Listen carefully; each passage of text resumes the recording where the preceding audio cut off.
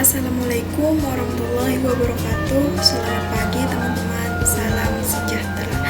Perkenalkan, nama saya Seri Wahyuni dengan NIM 2319108. Di sini saya ingin mempresentasikan makalah saya yang berjudul Epistemologi Pendidikan dan Pengajaran Agama Islam.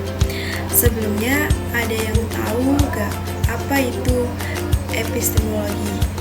Nah, di sini saya akan menjelaskannya. Sebelum saya melanjutkan materi tersebut, adapun rumusan masalah sebagai berikut. Yang pertama, bagaimana pengertian pendidikan Islam. Yang kedua, bagaimana ruang lingkup pendidikan Islam. Yang ketiga, bagaimana epistemologi pendidikan Islam.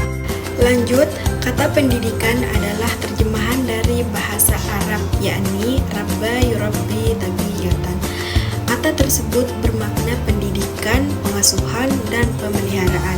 Dalam Al-Quran juga banyak kita jumpai ayat yang mempunyai arti atau makna yang sama.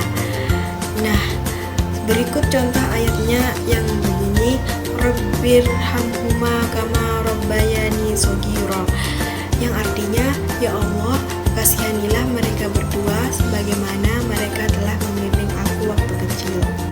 Dari ayat tersebut dapat kita pahami bahwa pendidikan Islam ialah menanamkan akhlak mulia dalam jiwa anak pada masa pertumbuhannya dan menyiraminya dengan air petunjuk dan nasihat, sehingga akhlak itu menjadi salah satu kemampuan atau yang merasa dalam jiwanya, kemudian buahnya terwujud keutamaan, kebaikan, berakhlak, sopan, dan santun. Lanjut, adapun ruang lingkup pendidikan Islam.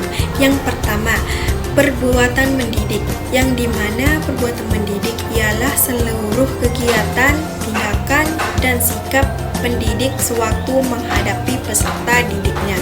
Yang kedua, peserta didik, yang merupakan unsur terpenting dalam pendidikan, upaya yang dilakukan demi membawa peserta didik ke arah yang lebih sempurna. Yang ketiga, pendidik. Ini memiliki peranan yang sangat penting, yang dimana guru sebagai subjek pendidik supaya peserta didik ke arah yang lebih baik. Yang keempat, metode. Nah, yaitu cara yang dilakukan oleh pendidik dalam menyampaikan materinya, yang mencakup cara bagaimana pengelolaan atau penyajian materi tersebut dapat mudah dipahami oleh peserta didiknya. Yang keempat, evaluasi pendidikan, yaitu cara evaluasi atau pendidikan terhadap hasil belajar anak didik. Evaluasi ini diadakan dengan tujuan untuk mengukur tingkat keberhasilan belajar selama proses pembelajaran. Nah, di situ kita bisa tahu tingkat kemampuan atau potensi peserta didik yang lebih pintar dengan yang lebih bodoh. Baik, kita lanjut. Epistemologi ialah pengetahuan yang dimana membahas tentang bagaimana cara kita mendapatkan pengetahuan dari objek yang ingin dipikirkan. Nah, sedangkan menurut Dewi Hamlayan mendefinisikan bahwa epistemologi sebagai cabang filsafat yang berurusan dengan hakikat dan lingkup pengetahuan, atau secara umum hal itu dapat diandalkan sebagai penegasan bahwa orang memiliki pengetahuan. Selanjutnya, apa tujuan epistemologi?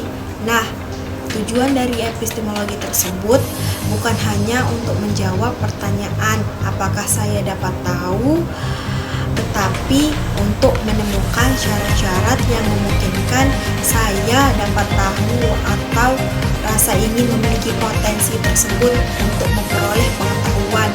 Seperti itu, teman-teman. Jadi, kesimpulan yang dapat diambil dari materi yang saya sampaikan tersebut adalah dalam hal ini kita bisa lihat bahwa pendidikan Islam bukan hanya dilihat dari sudut pandang ilmunya yang begitu penting bagi kita semua, tapi ada sesuatu yang signifikan yang perlu kita kaji, yaitu pengertian dari epistemologi yang merupakan salah satu komponen filsafat yang berhubungan dengan ilmu pengetahuan, khususnya berkenaan dengan cara, proses, dan prosedur bagaimana ilmu itu diperoleh. Demikian, mudah-mudahan bisa dipahami dan dimengerti ya teman-teman. Dan apabila ada tutur kata yang salah, mohon maaf yang sebesar-besarnya. Sekian, wabillahi taufiq wal hidayah. Wassalamualaikum warahmatullahi wabarakatuh.